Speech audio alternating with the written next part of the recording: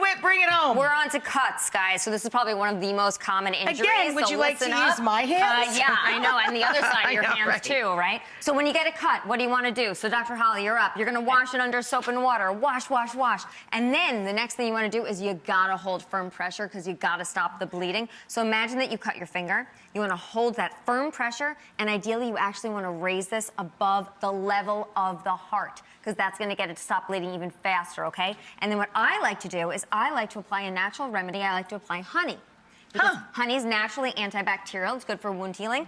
But guys, you don't want to use the cute little bear that you get at the supermarket. This one has bacteria in it. You want to buy something called medical grade honey. You can get this at a pharmacy. I did not know that even existed. You can get this online. You want to see a doctor for a cut if your cut is longer than 3/4 of an inch, deeper than 1/4 of an inch, if it doesn't stop bleeding, or again, if it's over a joint.